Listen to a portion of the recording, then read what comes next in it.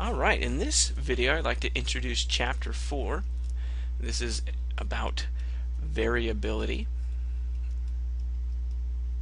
Okay, so variability is what we call a measure of spread, and there are two main measures of spread.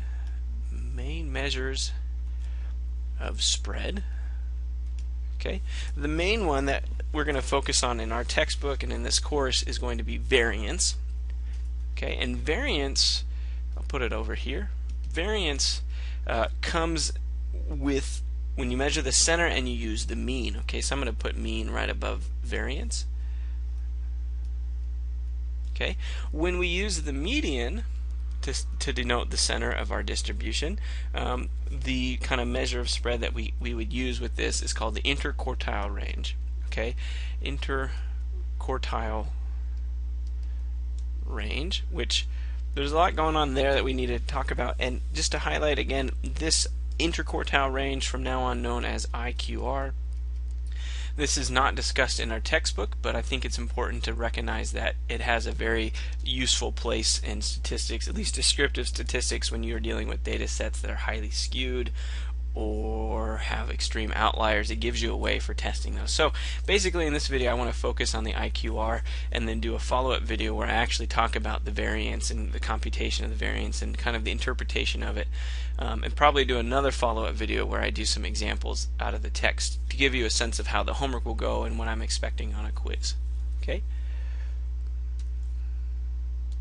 Alright, so if we look at variability, we can put a nice definition to this. This is a quantitative measure. Okay, of the differences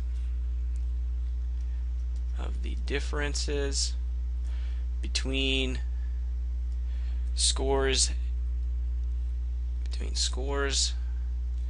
and describes the degree to which the data is spread out. The degree to which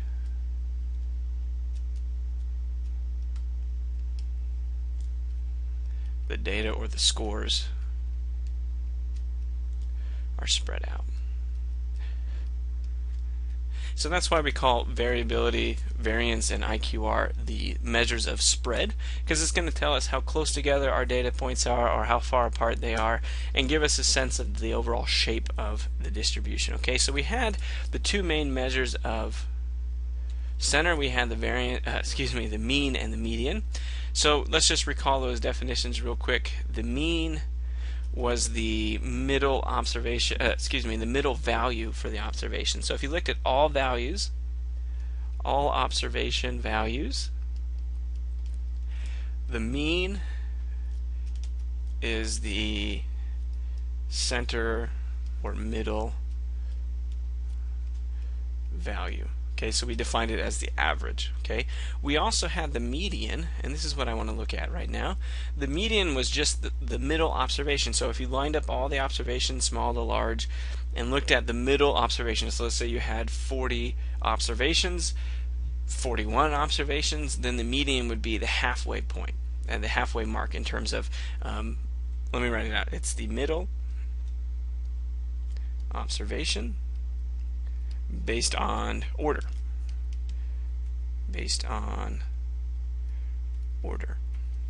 Okay, so like I said, if you had 41 observations,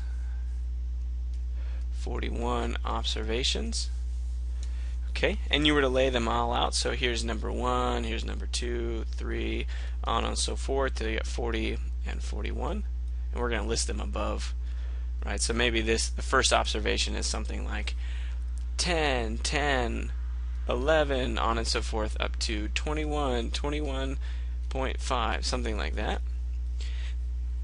Then we would look here in the middle of the numbers, so halfway in between 1 and 41. So notice the halfway point for this would be 41 plus 1 divided by 2, which is the 21st observation. Okay, so we look here at observation number 21, and whatever value that had, I don't know, let's say that it had the value of 17, then our median would be 17. All right. Now the mean is going to be based on the actual value, so 10 all the way up to 21.5, and look at how many of each we have and build a middle value. Okay, but it doesn't matter what the observation is here in the 21st spot. If I manipulated any of these, it would still be whatever this value is. Okay, if I change these values, the mean will change, and that's why we say it's highly susceptible to influence. Therefore, the median is a really good choice if you have a skewed data set or a data set with large or extreme values. So we call those outliers. Okay, so if we look at this a little bit more, let's take a look at a smaller example. Okay, maybe I'll just draw a picture. So if I put out all my observations on a number line, let's say, okay, the highest value that we see is called the max, or the maximum value. The lowest value is called the min. Now sometimes we can define what's called the range of a distribution as the difference between the max and the min. So in our previous data set, this is subtraction, by the way. In our previous data set, I had 10 all the way to 21.5, and so here the range would be 21.5 minus 10, so in other words 11.5. So this data set covers 11.5 units. Okay, if we cut that data set in half, I'll do this in red right here, halfway, so 50% of the observations are below this point, 50% are above. This is the median. I'll just put it as MED. So this is the median. This is the 50% mark. So that means 50% below and then 50% above. Okay, so halfway. Now, if I look to the, say, the lower 50% and I take half of that, okay, so I'm going to cut it halfway right here. So I've cut the half in half, so now I have 25%, 25%. And I do that again up here, halfway in between this upper half, so 25%, 25%. I have cut my data set, the order, into quarters. Okay, so because of that, we call this first split that cuts the first quarter and the second quarter, we call this the second quartile. So second quartile. In other words, from this point to this point, it's the second 25%. And here, this one marks the third quartile. Excuse me. This is the first quartile. First quartile. There we go. And then the third quartile. First because this is the first. We call the median the second quartile, the third quartile because it's the third 25%, and then the max would be the fourth quartile. It represents the whole. We can also define so we have a range. This is min take away from max. We have what's called the interquartile range. Oh man, gotta learn how to spell. Interquartile range.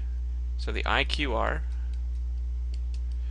which is equal to the third quartile, which we write with a Q3, and the difference between that and the first quartile. So in other words, we're looking at the middle 50%. Okay, so the interquartile range is this part right here. Okay, so that middle 50% that straddles the median. Okay, so if we happen to know that difference, it tells us a lot. It tells us, for example, if 50% of our values were in between 4 and 5, that's a lot of data packed in between 4 and 5. So to have 1 unit for the interquartile range, that data set is really, really compact. So the spread of it is really, really narrow. But if we found that our interquartile range was something much more extreme, our first quartile, so 25% of the data points are less than, let's say, 2, and then 25% are above, and then you pick maybe some really extreme value, 100. That means 100 minus 2, 98 points between our quartiles. 50% of the data is in between 2 and 100. That's really spread out for a data set. Okay, and so that will dictate the shape of our distribution. Alright, and again, we're looking at this because the median is a very nice measure of center when you have data. So why are we using this? Why use median and IQR? So if you have a data set that's skewed, data is skewed, or you have extreme values.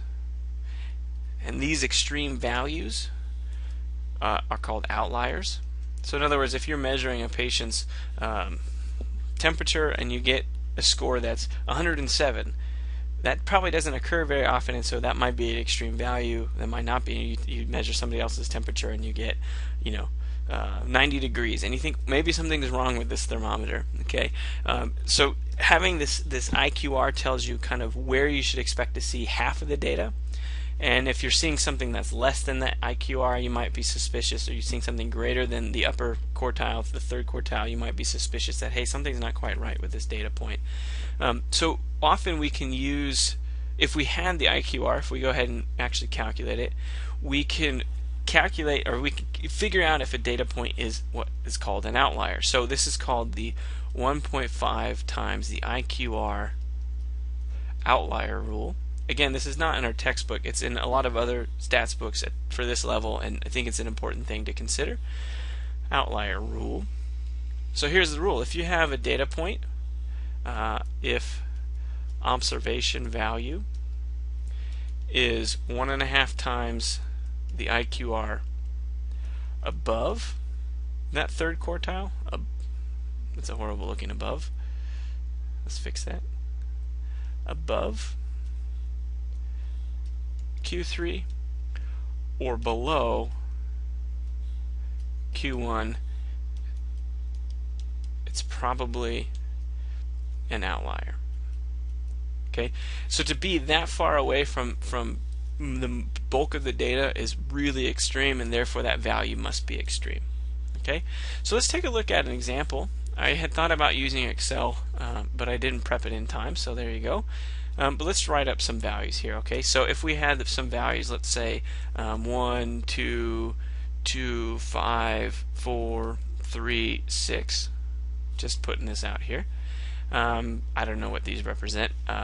Preference scores for a color, and 1 corresponds to blue, 2 corresponds to red, something like that. Okay, so let's find the median of these scores. Let's find the median. Let's find the first quartile, and let's find this third quartile. Okay, so first up, we have to put these in order. So order. So 1, 2, 2, 3, 4, 5, and 6. Okay, how many observations do we have? We have 1, 2, 3, 4, 5, 6, 7 observations. So our lowercase n, this little n, is 7. Okay, so the median is going to be the halfway point. So having 7, we're going to be looking right here. This is our median. In other words, 7 plus 1 over 2, which is the fourth observation. Okay, so we go 1, 2, 3, fourth observation. So our median is 3. Okay, now we look to the lower half and say, okay, of the 3 that are less than the median, so these 3 right here, what is the middle observation? So again, we have 3 items. 3 plus 1 out of 2 would be the second observation. So Q1 is going to be this item right here, and I'll highlight it in yellow. This is our first quartile, so 2. Okay, and then for that upper 50%, okay, we have again 3 items, so we're looking for the second observation, so 1, 2. I should do this in yellow. So 5 becomes our third quartile.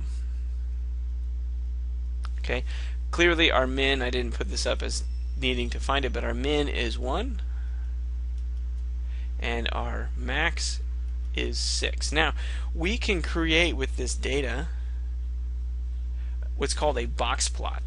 Okay, and a box plot is really nice for understanding if a data set is skewed. It gives us a nice quick way of visualizing a data set. So let's see if I can get my pen to work. Alright, so let me do this in white. So a box plot works like this. You put a bar for the quartile, you put another bar for the median, and you put a third bar for the third quartile, and you enclose those in a nice box. That's why they call it a box plot. And then you put out the whisker all the way up to the max, and you drop down a whisker all the way to the min.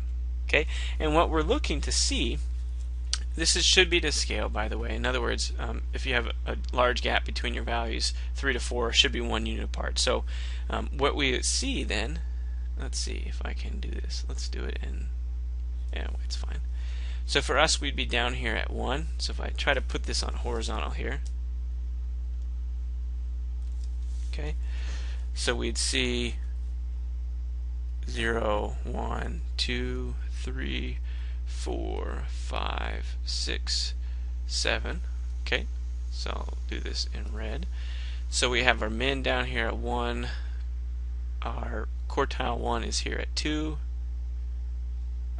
Median at 3. Our quartile 3 is at 5. And our max is up here. Alright.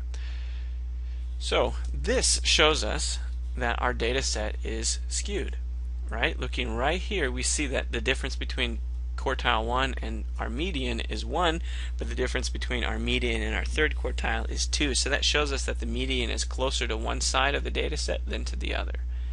Okay, in terms of the values. So we would say that this is right skewed because the tail of it, so the bulk of the data is back here, and then it would drop down if we were to plot this out. Okay.